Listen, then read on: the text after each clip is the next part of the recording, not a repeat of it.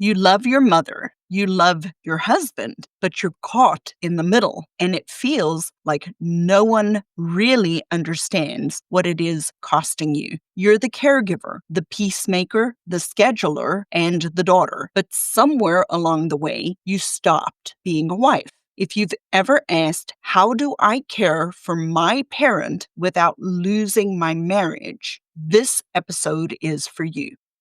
Hey, Christian Care Companion. Welcome to Dementia Caregiver Support for Christians, the podcast that walks with you through your dementia care journey, bringing peace, purpose, and God-honoring relationships along the journey. Maybe you're caregiving for a parent who no longer recognizes you, or maybe you're showing up every day, but your heart feels distant. Wherever you are, there's space here for real stories, real hope, and faithful care. So if you're a Christian spouse, an adult child, or a family member walking this road, you are in the right place, and you don't have to do this alone. If this episode speaks to what you're going through, if you're realizing you cannot keep juggling all of this on your own, I want to personally invite you to our next Ask the Dementia Coach live question and answer session. It's happening Saturday, June the 28th at 3 p.m. Eastern, and it is completely free. You'll get to ask your questions, hear from others walking this same road, and get faithful, practical insight in real time. Just head over to thinkdifferentdementia.com/ask to register. I would love to see you there. Now, let's step into this honest conversation with Paulette, a wife, a caregiver, a daughter, navigating one of the hardest balancing acts we might face. How do I care for my mother with dementia without letting my marriage fall apart in the process? Let's listen into my Dementia Caregiver Support in Action episode with Paulette. Miss Paulette, good evening. How are you, sweet lady? I'm hanging in there. It's been a little bit of a rough road lately. Okay. Well, I am so grateful that you're here. Thank you for being here. I'm going to take you through the same process. Let's say it is 6 months from today, and your caregiving journey is easier, even just a little bit. What does that look like for you? A consistent schedule that I can rely on to where I have my downtime with Okay. my mother. A lot less negativity and outbursts. Been a lot of negativity lately, and it's been hard. And it's in the midst of chaos right now. Okay, I'm just jotting things down. So what would it take to achieve that? Well, I'm working through the chaos right now, and it's just a matter of getting things stable so that my mom can hopefully stabilize with her emotions. But I'm having trouble with my own right now. With your own emotions? I'm so sorry, sweet lady. So you mentioned chaos. Tell me what chaos means. Well, for the last 2 years, our lives have been consumed with my daughter and her children. Okay. They've been in and out, but they're finally leaving this Sunday. My daughter's moving out, thank God, and Okay. gonna miss my grandkids. But them being here with my mom with her dementia has just it's been a nightmare. Okay. 83-year-old woman who's confused all the time, and 2 kids in diapers, and one with an attitude. So, Well, it can definitely be challenging. yeah. So we have a little bit of light at the end of the tunnel. Yes. Still dealing with all the other chaos from having lost my job, having no income, and dealing with my mom's stuff, dealing with health issues. And now my brother had a massive stroke yesterday. Oh, I'm so sorry. So we're dealing with that. I'm so sorry. My brother's 3 years older than me, and I'm sorry. What is your brother's name? Mike definitely. Michael. Yeah. Well, I will be praying for Michael in the morning when I do my devotions, okay? Thank you. There were good news today. He's responsive. He's understanding everything that's going on, can't talk, can't do anything. But you're moving him out of ICU today because I don't think he's at risk of having any more strokes right now. So, Okay. Well, that is a lot. yeah. That is a lot. When it's just you and your mom, or is your husband as well? Yeah, I have a husband who I've been married to almost 2 years. We do not live in the same house because I'm taking care of my mother. So I go to his house on the weekends, which is always a little hard for my mom because she wants me here. Okay. So last weekend was the first time in a while my husband and I actually got away for the weekend. And I had my best friend come in and check on my mom 2 of the days that I was gone. The third day, my daughter and the kids were here. So it was good to get away, but I feel like it's all been undone over the last couple of days because of everything that's going on. Sure. And I'm just hoping to get more time with my husband because it's been a real struggle for him to not have me there, I understand. So I would like to ask some more contextual questions, if that's okay.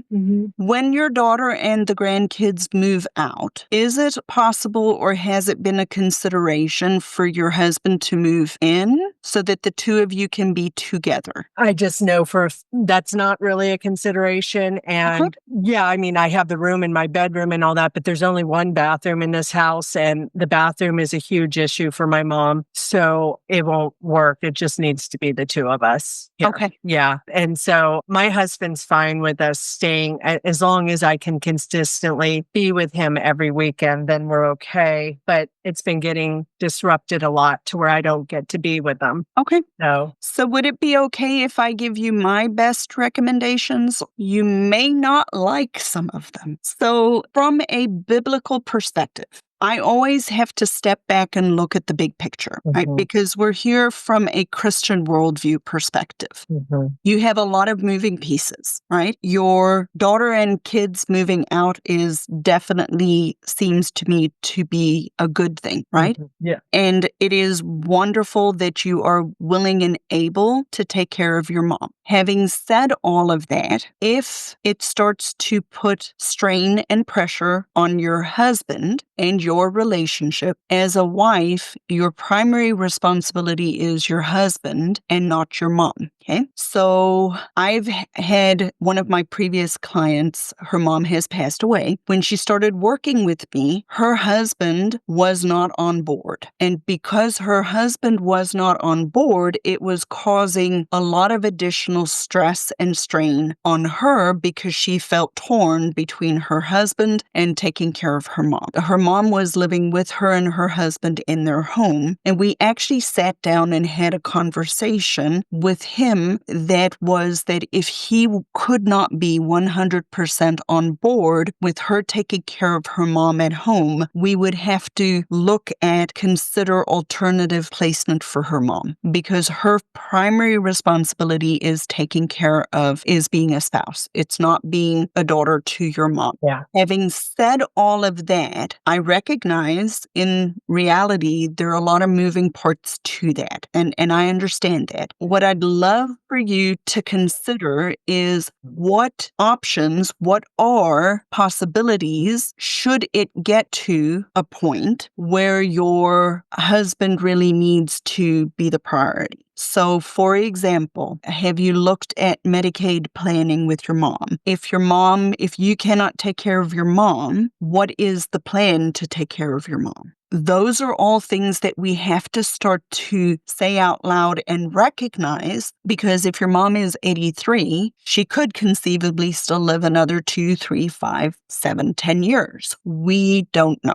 My granny lived to be almost 95, right? So from a biblical perspective, what I'd love for you to do is, as you come through the season with the kids behind you, right, and now looking forward to the next steps, start to have conversations with your husband about truly the impact of it and what are all of the options for your mom. So that's one part of it. The other part of it, I would just love to try to give you a couple of strategies or thoughts to think about what you said, negativity and outbursts, right? So I'm going to ask another quick question. Is the negativity and outbursts coming from her, or is it related to what's kind of going on around that situation? The best way way I could describe it is I feel like I have another child in the house. Okay, I understand. She But just doesn't seem to be able to control her emotions. And she was having outbursts even with the grandchildren. And I'm glad that they're going to be away from that now, though we're all going to miss each other. It's been very unhealthy for them to be subjected to that. But again, it's been unhealthy for her to be having to be in this situation. Sure, for sure. So one of the things that happens in our brain as we are going through brain changes like this, you've intuitively picked up, and that is that we struggle to control our emotions. And that is a real thing. Most of us have two ways that we control our emotions. One is like a light switch on and off. I'm fine and I'm livid and I'm fine, right? Yeah. Or a dimmer switch, like I'm on a little bit getting angrier, and I'm, slow up and slow down. So we have both of those. My hope would be that as the kids and grandkids leave, that the temperature in the house will go down. That's what I'm hoping. They may inadvertently have been causing some of these outbursts. But a good strategy that you can try or employ in a situation like this is to validate her emotions. And that's what I have been doing. And don't argue or try to correct them, ignore their feelings or overwhelm them. I actually have this posted all over the house. Serious. But I don't want you to necessarily ignore her emotions. Right. Because think about yourself. Well, that's right? what it says. Don't ignore their feelings. Don't ignore her feelings. Okay, I misunderstood. Thank you for clarifying. Yeah, no, I've got this thing that I think came from you about things you never do to a person with dementia. Don't argue or try to correct them. Don't ignore their feelings. Don't overwhelm them with too much information or choices. I'm reading it off of my desktop right now. So you have made me a happy woman. Yeah. And I just keep that around to remind me, because I realize that when I get into arguments with her, it's never going to go well for either of us. No, it doesn't. And another good one-liner is, tell me more about, oh, that's interesting. Tell me more about that. So these are just some tips and techniques and things that we can do. So based on our conversation today, what is one step that you can take that will move you closer to a little bit easier caregiving? Well, again, we're just winding down the kids being here, and there's a couple of caregiving activities even in June. I have to go out there while my daughter's going to be in court for 2 days. I'm taking my mother with me. I'm going to start trying to take her on more outings with me. Mm-hmm. The last time she went on an outing with me, it was because we evacuated because of the fires. That was not a pleasant situation and it didn't go well. But as I do things like this, I'm going to try and just include her more. I am reaching out to the senior center in Pasadena once the kids are completely gone. And I'm going to try to start having some activities for me and my mom at the senior center. I think that's a very good action step. I'm trying to get her involved with being around more people, because she seems to be getting so much like a hermit lately. Other than she takes her walks. She does take her walks every day. But I just feel like she needs interaction with more people than just me, because she just relies on me so much. And I feel like if she has some friends to talk to. Absolutely. Yeah. I think those are very, very good action steps. I would love a month or so from now if you are able to come back and give me an update as to when the temperature goes down. And if it hasn't quite mitigated everything, because you're right, you're in the middle of the chaos. You're in the middle of the storm. The storm seems to be passing. But when we get through that, if there's still some residual things, please come back and we'll have another conversation, and I can try to give you some more strategies.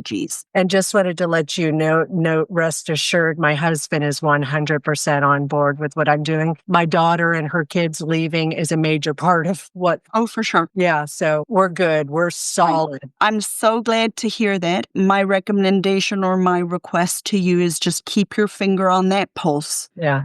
If that changes, we need to do something different. And so we've been together for like 13 years. So, we just finally got married. So just keep it in the back of your mind. We'll take your husband out of the equation equation for a second. Okay. If Paulette were to die tomorrow, Right. what happens to mom? Okay. Got to make the plan. Yeah. We got to make the plan. So, Okay. yes, part of the plan is if things with your husband aren't stable and he needs to be the priority, what do we do with mom? But just a different way to look at that same problem is Paulette passes away unexpectedly. And What happens to mom? what happens to mom? We don't have a plan. She can't go live with him. She can't go live with your daughter. Your brothers And my brother and his wife are both disabled and they can't take care of her. Right. 100%. So right now you're coping and you're doing everything that you need to do, but we do need to recognize things happen. Yeah. And so you need an immediate plan and you need a long-term plan. You are the only plan right now, but at 100%, if something happens to you, what happens to your mom? Okay. And start to think through that conversation and what that looks like. Okay. All right. Thank you, sweet lady. Thank you for being here.